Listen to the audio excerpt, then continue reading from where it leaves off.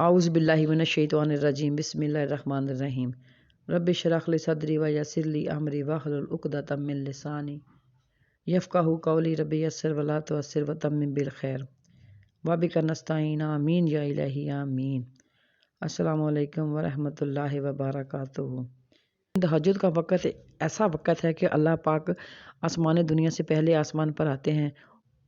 जो दुआ हमारी कबूल नहीं होती, तहज्जुद पढ़ के देखिए और इंशाअल्लाह आपकी दुआएं कबूल होगी। वो लोग बहुत किस्मत वाले हैं जिनको तहज्जुद की आदत होती है। रवायत है कि अब्दुल्ला बिन मसूद एक दफ़ा अपनी खाला मैमूना के पास आए हुए थे और नबी करीम सल्लल्लाहु अलैहि वसल्लम उनके पास घर में थे। नबी करीम सल्लल्लाहु अलैहि वसल्लम उठे, उन्होंने वज़ू से पहले सूरत अल इमरान की 11 आयत बिल्कुल एंड वाली तलावत की। अगर हम याद कर लें तो बहुत अच्छी बात है, लेकिन अगर हम रब्बाना इन्नाना समीना मुनादियन युनादी लिल ईमानी अन आमिनु बिरब्बिकुम फआमन्ना रब्बाना फ़ग़फ़िर लना ज़ुनूबना वकफ़िर अन्ना सय्यिआतिना व तवफ़्फ़ना मअल अबरार। ए हमारे रब, हमने एक पुकारने वाले को सुना कि वह ईमान के लिए पुकारता है कि अपने रब पर ईमान लाओ, तो हम ईमान लाए अपने रब पर। हमारे रब हमको हमारे गुनाह बख्श दे और हमारी बुराइयों को हमसे दूर फरमा दे और हमें नेक लोगों के साथ रखना ताकि हमारी आखिरत अच्छी हो। तहज्जुद के बारे में एक वाक़या है कि हज़रत उसैद, इनके छोटे बेटे याहया जो जैसे कि गोद में बच्चा होता है, उनकी आदत थी कि वो रात को कुरान पढ़ा करते थे।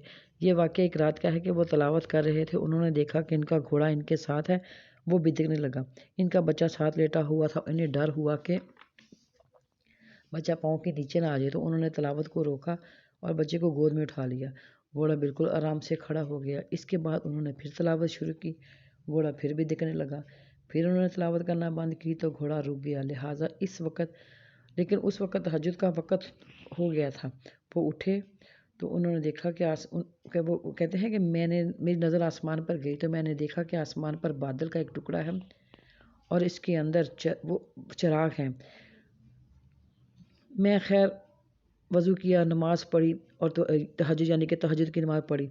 और जब सुबह फजर की वक़्त नबी करीम सल्लल्लाहु अलैहि वसल्लम से मिला तो मस्जिद में, तो उन्होंने इस वाक़े का ज़िक्र नबी करीम सल्लल्लाहु अलैहि वसल्लम से किया।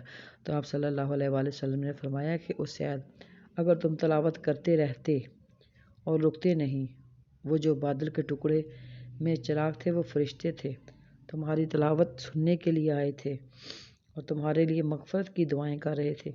अगर तुम इसी तरह तलावत करते रहते तो सुबह मदीना का बच्चा देखता कि फ़रिश्ते कैसे होते हैं। अल्लाहु अकबर।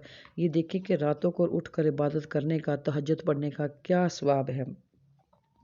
नबी करीम सल्लल्लाहु अलैहि वसल्लम अपनी दुआएं सजदों में मांगा करते थे। हमें भी अपने रब्बाना की जो दुआएं हैं उनमें से अगर किसी को याद नहीं है तो हम कोशिश करके याद कर लें और उसमें पढ़ा करें सजदों में, ताकि अल्लाह पाक हमारे लिए आसानियाँ करे और हमें मुत्तकी और परहेज़गार बनाए। ये जो हम इशा की नमाज में वितर पढ़ते हैं, वितर तो एक ही होता है। अगर हम 3 वितर पढ़ते हैं तो 2 तहज्जुद के नफल हुए और 1 वितर। अगर हम 5 पढ़ते हैं तो 4 नफल तहज्जुद के और 1 वितर। इसी तरह अगर बढ़ाते जाते हैं तो फिर ऐसे ही तहज्जुद का अलहदा और वितर अलहदा यानी कि सवाब मिलता है। इसलिए हमें फजर से मुश्किल नहीं है, फजर से थोड़ी देर पहले भी उठकर अगर हम तहज्जुद पढ़ लें तो क्या हमें सवाब मिलेगा और अल्लाह पाक हमारे दर्जे बुलंद करेंगे। तो हमें इसलिए अपनी आदत बनानी चाहिए, क्योंकि ये ज़िंदगी है ही कितनी मुख्तसर सी तो ज़िंदगी है। फिर हमने अल्लाह पाक के सामने जवाब देना है अपने अमाल का। तो अल्लाह पाक हमें तौफीक दे, ज़्यादा से ज़्यादा अल्लाह पाक अपनी इबादत करने की तौफीक दे और मुत्तकी और परहेज़गार बनाए। आमीन या इलाही आमीन।